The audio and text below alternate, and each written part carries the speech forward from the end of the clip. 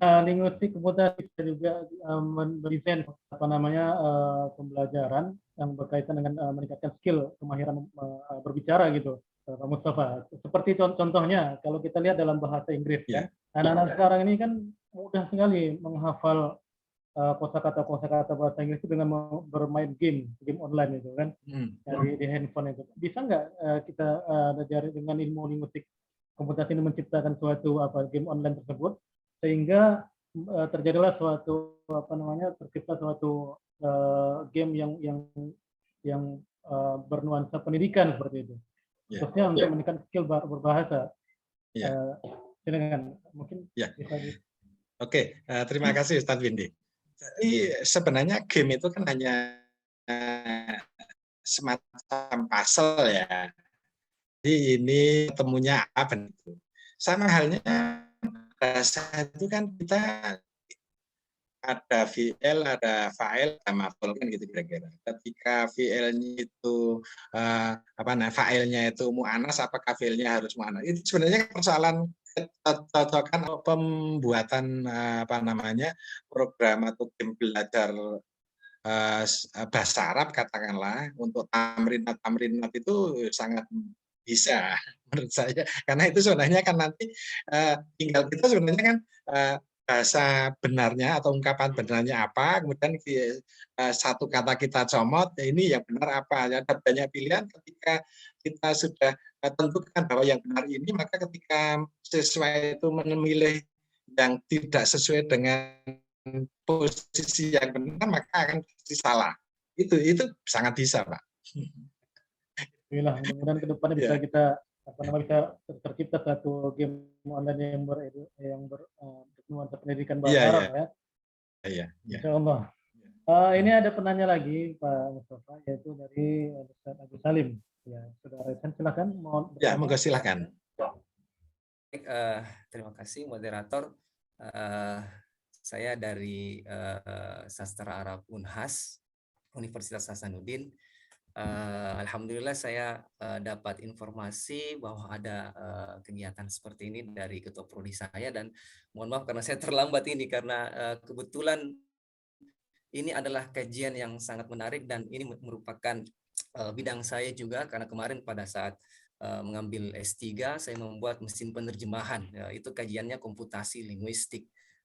Pada S2 saya juga membuat kamus. Nah, saya mungkin hanya berbagi pengalaman terkait dengan pembuatan kamus. Di Prodi Sastra Arab itu kami sudah ada beberapa dosen yang memang mencoba membuat aplikasi, karena aplikasi linguistik itu kan ada dua.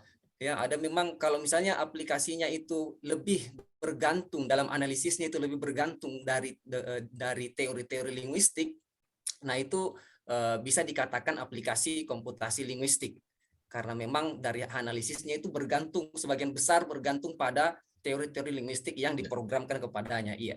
Tetapi kalau misalnya dalam menganalisisnya itu dia hanya bergantung pada hitungan-hitungan statistik, matematika, komputer, nah itu bukan, dari yang saya baca itu bukan masuk pada aplikasi komputasi linguistik. Justru dia masuk pada teknologi informasi. Nah, di Sastra Arab itu kami mencoba membuat sebuah aplikasi yang memang sebagian besar diprogramkan berdasarkan teori kebahasaan, karena di linguistik itu ada beberapa teori seperti teorinya Noam Chomsky, bagaimana pohon diagram gramatikal itu terbentuk. Nah, itu yang coba kami terapkan dalam sebuah mesin, sehingga memang dalam analisisnya memang sangat bergantung dengan teori itu.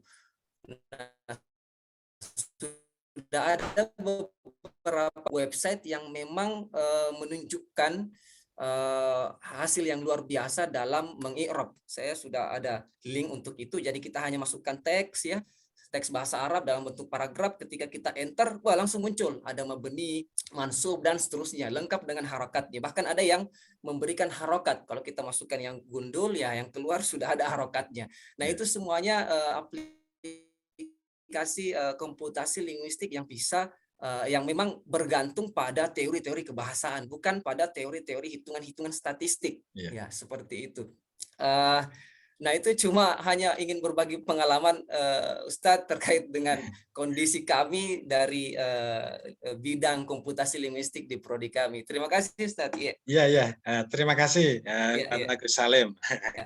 Jadi memang sebenarnya betul. Jadi memang ketika jadi persoalan istilah itu kan nanti sebenarnya tergantung pada stressingnya ke apa. Kalau kita lebih banyak mengikuti kaidah utamanya di linguistik, ya linguistik komputasi, atau istilah-istilahnya kalau komputasional linguistik, itu istilah-istilah yang nanti tergantung para ahli itu juga berbeda pendapat dalam hal ini. Dan apa yang disampaikan oleh Ustaz Agus Salim itu memang betul. Jadi memang seperti leksikografi komputasional itu sebenarnya prinsipnya adalah di komputer itu ada database tentang kata, kemudian termasuk ada artinya, termasuk dalam berbagai karakteristik tiap kata yang ada, apakah muannas, mudzakkar, kemudian mabni, mu'rab, dan seterusnya, jamid, mustaq, dan seterusnya. Itu semuanya, kalau semua itu sudah ada tahdidnya, ada karakteristiknya di dalam data, ya nanti otomatis akan munculnya, ya akan presisi, bahkan seringkali lebih presisi apa namanya program ketimbang kita ini kadang lali, kadang lupa gitu kan, kadang salah pilih. Tapi kalau komputer sudah dibatasi semacam itu malah lebih presis gitu. Kadang nggak lama. Makanya yang dikatakan sebagai artificial intelligence itu memang kecerdasan buatan itu diantaranya dalam bidang listrik komputasi gitu. Oke, terima kasih sharingnya. Siap. Alhamdulillah ya, ada yang memberikan sharing pengalaman yang menarik dari Asina tadi, Agus Salim ya, alhamdulillah dari Universitas Sultan Hasanuddin. Mungkin ada yang bisa berbagi pengalaman lagi dari universitas lainnya, ataupun mungkin ada yang ingin bertanya berkenaan dengan materi kita pada malam hari ini. Ini semakin malam semakin panas sepertinya, Pak Mustafa. Ya, alhamdulillah, karena ilmu yang disampaikan pada hari ini begitu sangat menarik. Ya. Silakan kami persilakan kalau ada yang ingin bertanya. Ini Ya. Assalamualaikum warahmatullahi wabarakatuh. Menarik sekali materinya malam ini. Tapi ini saya tidak aktifkan layar karena ini agak bermasalah. Suara saya ada didengar? Jelas. Terdengar jelas. Oh iya, baik. Jadi memang untuk linguistik komputasi atau komputasi linguistik ini ada sedikit yang membedakan. Jika yang dominan adalah komputasinya maka disebut komputasi linguistik, tapi jika yang dominan adalah linguistik komputasional, ya, yang saya lihat di referensi-referensi. Yeah. Nah, hal yang paling awal sebenarnya yang ketertarikan saya di linguistik komputasi ini itu adalah bahwa memang bahasa Arab ini dia adalah tipe fleksi, itu yang pertama. Jadi karakternya itu beda dengan bahasa aglutinatif yang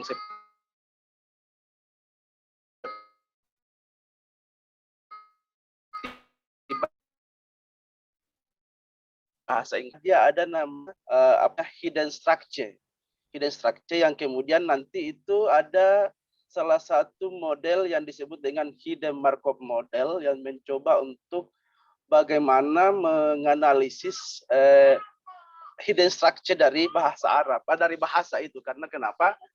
Sebagaimana kita ketahui bahwa bahasa Arab ini memang yang tersembunyi itu, struktur tersembunyi dari satuan-satuan di dalam bahasa Arab itu, baik dalam tataran morfologi, sintaksis, sampai itu memang banyak sekali yang terselubung, banyak yang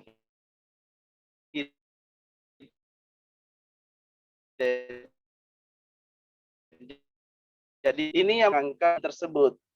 Jadi misalnya kalau kita lihat dalam satu kata itu, kalau misalnya yang sederhana saja itu, satu kata itu selalu misalnya terkait dengan 3 hal.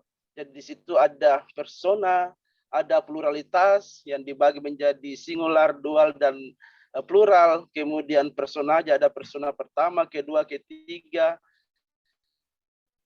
Kemudian ada aja membutuhkan, karena kalau dibawa perbandingkan dengan bahasa aglutinatif seperti bahasa Inggris, itu kan tidak mengenal model-model yang hidden seperti itu. Nah, saya pernah mencoba untuk menggunakan model-model di sintaksis misalnya, kalau yang paling sederhana kita menggunakan tag memic yang ada kategori, peran, dan fungsi, sehingga nanti bisa dibuatkan tabulasi statistikal dalam Excel sederhana saja dulu. Bagaimana kita kalau ada kalimat kita buatkan yang minimal itu dulu.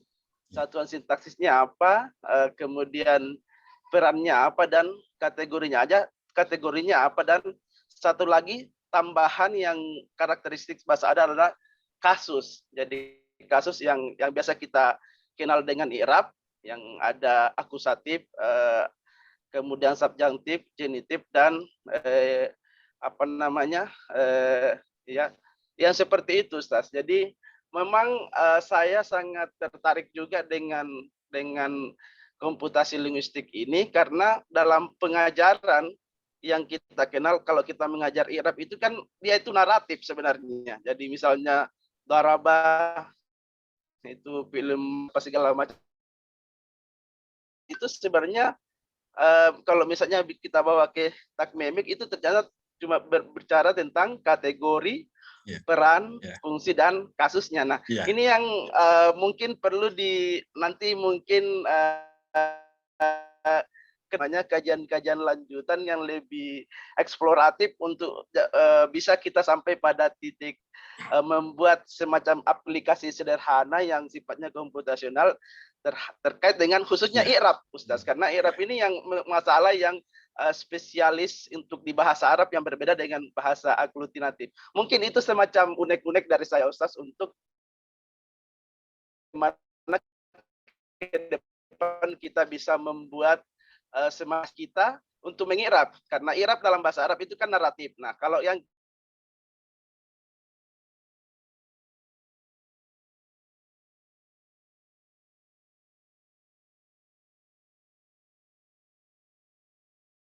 unek-unek saya terkait dengan komputasi linguistik,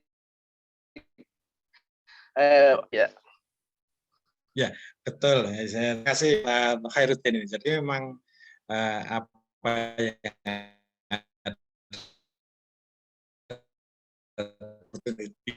ketimbang yang ada di permukaan, karena memang yang hidden itu kan berkaitan dengan nanti karakteristik dari setiap bahasa ini. Ketika dalam konteks linguistik komputasi kan harus kita tetapkan gitu. Nah, karenanya ketika tadi itu ada istilahnya kajian tag memic yang hanya ada 3 posisi, fungsi, dan kasus, itu memang sederhana, memang sangat sederhana, dan itu ternyata kan orang yang belum pernah, katakanlah dalam arti belum mendalami betul tentang ero itu menggunakan metode takmam itu malah lebih bisa memahami posisi-posisi setiap kata dalam ungkapan. Ini memang satu hal yang menarik ketika hal itu kemudian bisa dibuat aplikasinya, itu juga sangat menarik. Karena ada ini mahasiswa ini, yang ngajar bukan saya tapi teman saya, jadi ketika menggunakan metode tag memic untuk memahami ungkapan-ungkapan bahasa itu malah lebih mudah bagi mereka, katanya begitu. Gitu. Ini makasih banget ini ya sharingnya, dan saya berharap ini sebenarnya kalau saya ini kan masih arti saya ini masih belajar terus ya. Jadi saya mencoba membuat istilahnya paling sederhana saya mengkonsepnya itu kalau dalam program-program itu di Excel dulu, nanti karena di situ kan otak-atiknya kan lebih mudah, jadi namanya tasrif. Tasrif itu kan nanti sebenarnya kata bisa karakteristiknya banyak sekali, karena kata itu ada nomina, ada verba ya, itu nanti setiap itu punya karakteristik sifatnya masing-masing, dan itu semuanya kan ketika nanti dalam linguistik komputasi kan harus kita definisikan bentuk-bentuk karakteristik dari setiap kata itu. Belum lagi nanti yang paling sulit itu ketika sudah muktal, lalnya itu tidak mudah juga, tapi bisa, saya mencoba bisa. Ketika ada namanya kola, aslu, kowala itu. Kalau kita ngelal kan seperti itu. Tapi kalau komputer kan tinggal gini, jika ada huruf ilat yang wawu atau ya begitu berharokat, itu kemudian ini ganti saja dengan alif gitu saja, dan nanti hasilnya sudah otomatis menjadi koala, tidak koala lagi gitu. Ini dalam program komputasi.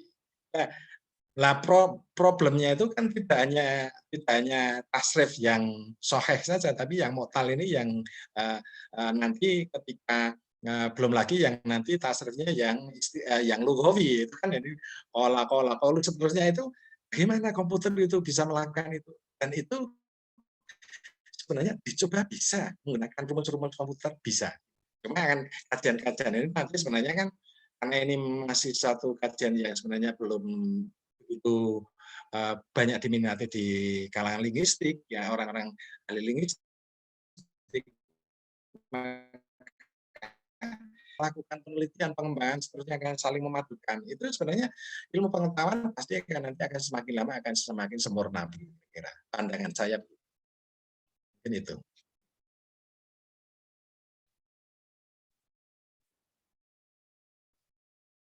Enggak, Ustaz Windy sudah cukup ini jawaban saya. Kalau masih ada juga masih boleh.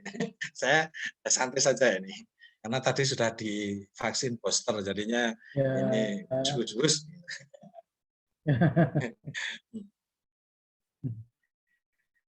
Ya, baik, terima kasih Pak Mustafa. Ini jam sekarang di sini sudah menunjukkan pukul 9.31 di sini. Lumayan malam kalau untuk di Medan. Kalau di Indonesia Timur, saya kurang tahu, mungkin juga sudah malam ya.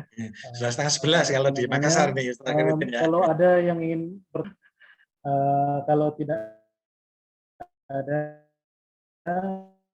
kita saya Ustadz Windy, boleh bertanya Ustadz Windy? Boleh silakan.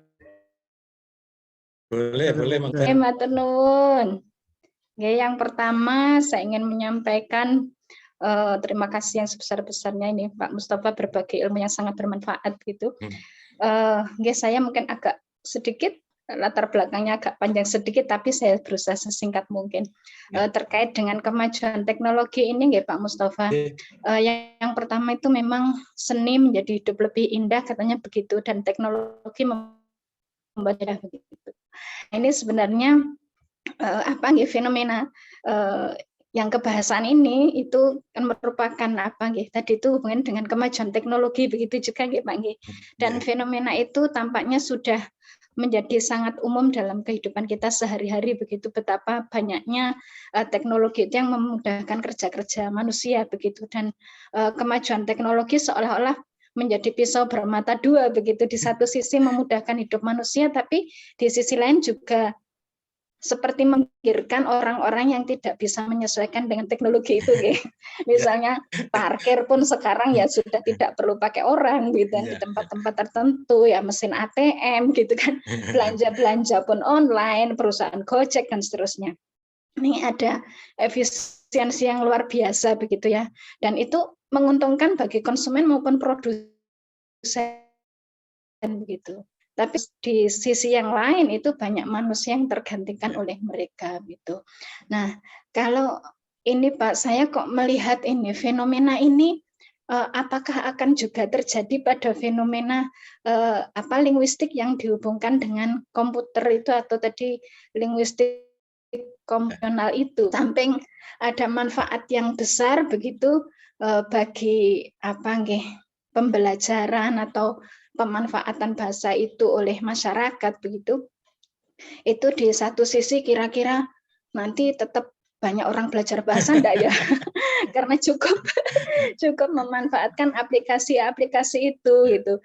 Terjemah ya sudah ada mesinnya begitu. Bahkan tadi disampaikan misalnya tasrif pun nanti juga akan suatu ketika mungkin atau sudah ada ya, orang yang membuat aplikasi seperti itu. I'rab pun juga sudah bisa,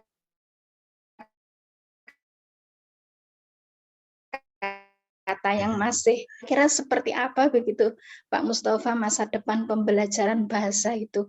Kemudian yang kedua itu saya kira ini dalam hubungan dengan MBKM misalnya itu kan ada apa nggih, karya-karya mahasiswa yang sudah tidak harus berupa skripsi begitu nggih.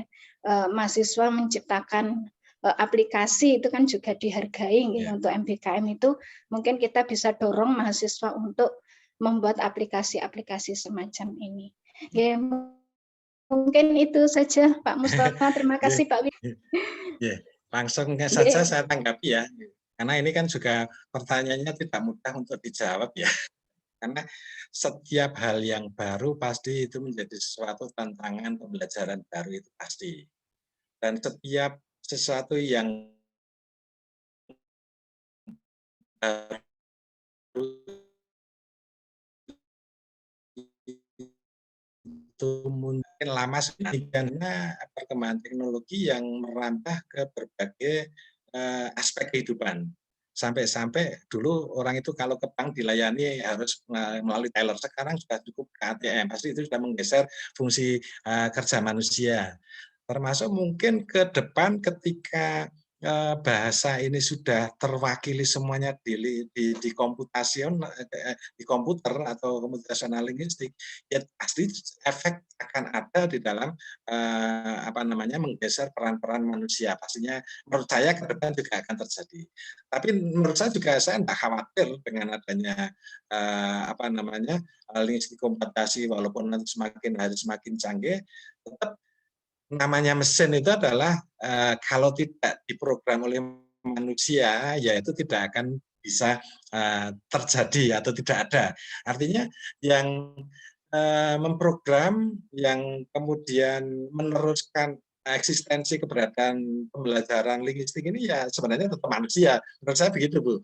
Jadi menurut saya tetap peran manusia itu pasti akan tetap ada selama masih ada manusia. Gitu kira-kira.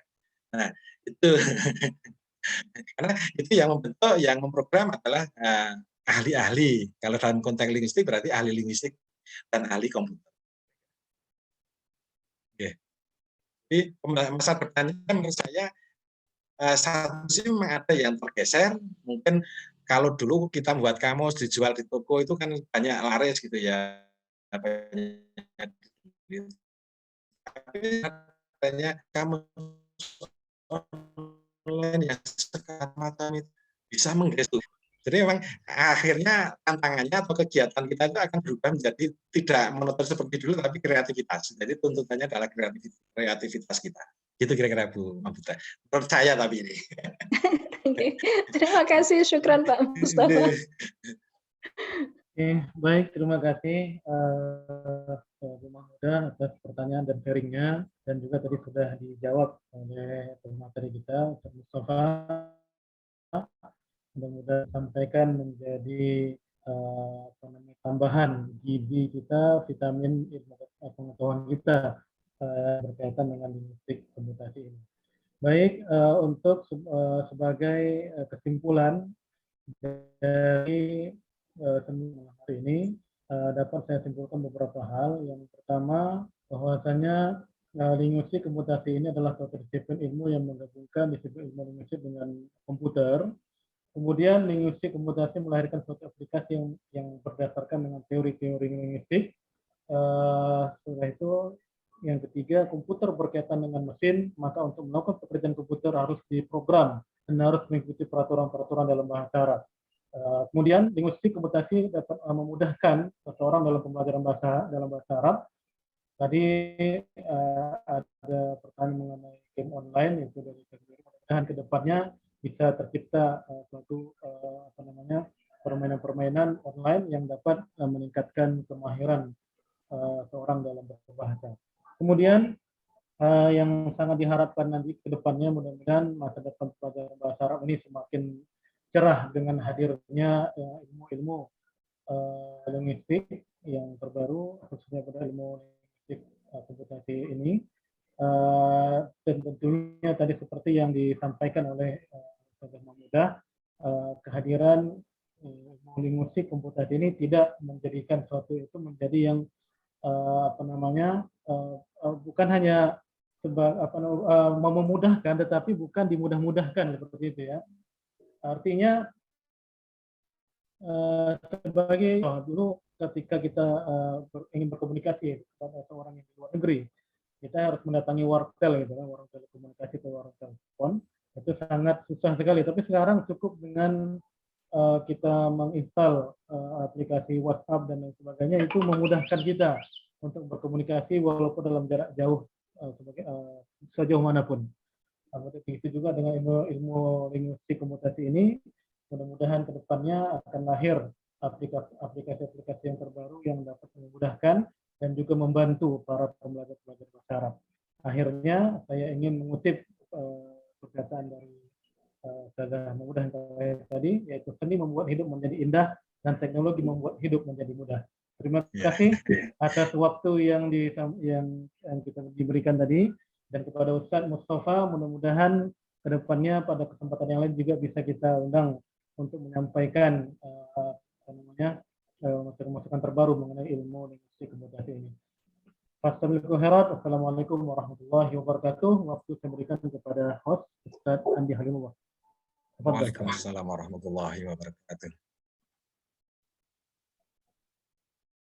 Nanti, apakah nanti masih ada? Kalau nanti tidak ada, mungkin sudah live ya? Ya, mungkin. Sudah live. Kita, Saduki gimana? Ada kata-kata penutup?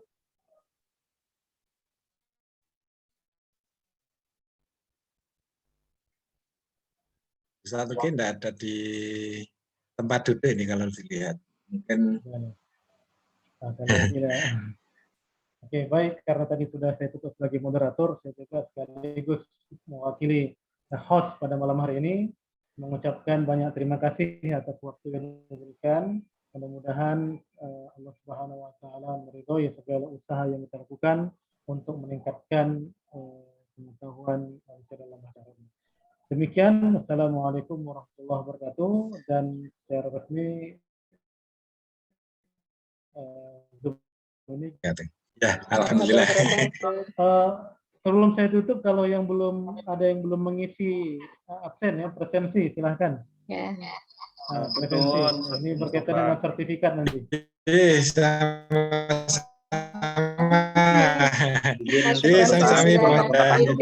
Sama-sama. Sampai jumpa di Medan nih ya. Insya Allah. Ditunggu kehadirannya di Medan ini. Mungkin juga ada ini. Mbak Am. Ini Pak Uki ada. Ditunggu kehadirannya di Medan nanti ya, satu sekalian. Baik ya. Terima kasih Pak Mustafa. Sama-sama. Saya semuanya sehat walafiat semuanya. Amin. Ya, pamit dulu, izin lab. Oke, itu ada dikirim lagi presensi yang bagi yang belum, silahkan sebelum saya tutup di chat room ya.